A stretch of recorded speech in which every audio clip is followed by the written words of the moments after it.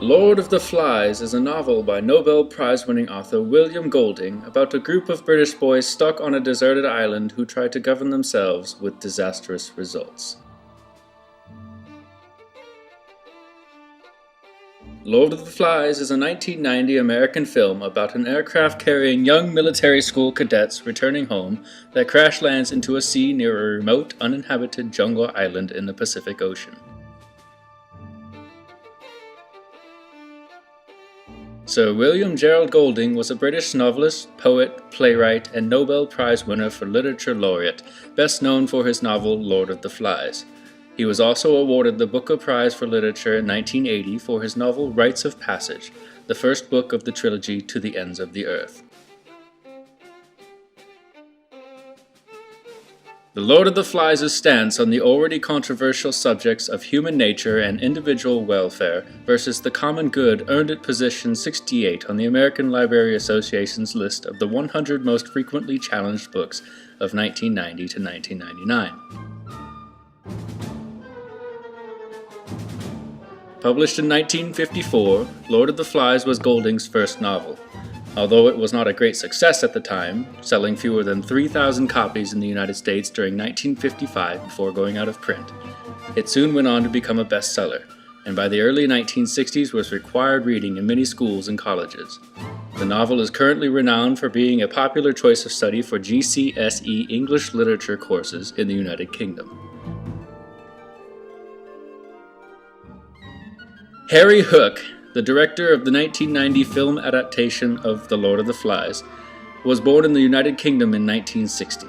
Since he began making films in 1982, he has directed 4 feature-length films and a mix of short films and TV shows. The biggest change when adapting the novel to the film was the time period. The original novel took place sometime in the 1960s, whereas the adaptation takes place in the 1990s, the time the film was made.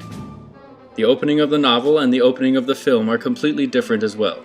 In the novel, it begins with the main character Ralph making his way out of the jungle only to meet Piggy for the first time. In the film, it begins with the children floating in the water and inflating a lifeboat. It then shows the children actually arriving on the island and holding their first meeting during the nighttime. In the novel, the survivors seem to be regular boys that are being evacuated from a war-torn Britain. However, there's a group of choir boys that already have a set leader, and his name is Jack. In the film, the survivors are American cadets on their way home. There isn't a precise leader until the boys elect Ralph, and eventually Jack, as their leaders. In the novel, Ralph and Piggy spot a ship floating on the shore, but the signal fire is out. In the film, in order to adapt it to modern times, a helicopter is seen passing by the island, but the signal fire is out.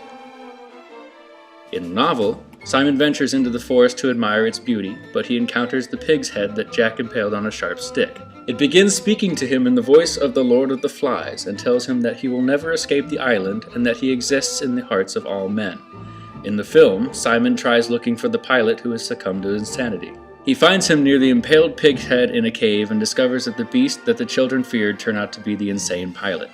The pig's head never speaks, but I believe this was done to set the story in a more realistic setting. A severed pig's head talking would not fit in with this contemporary story.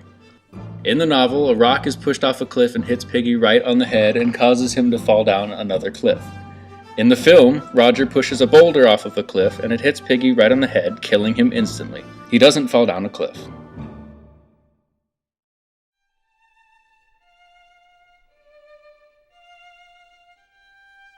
As an adapted piece, this film works. As it is not a faithful adaptation, I believe this film stayed true to the book. It omitted some elements from the novel, but I believe those elements are not needed to tell the story in this medium.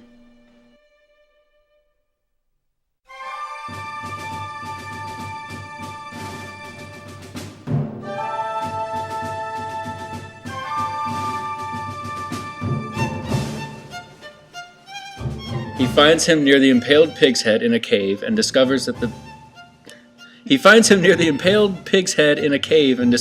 the beast that the... God damn it! Okay, hold on. Clear. The Lord of the Flies' stance on the already controversial subjects... Start that again.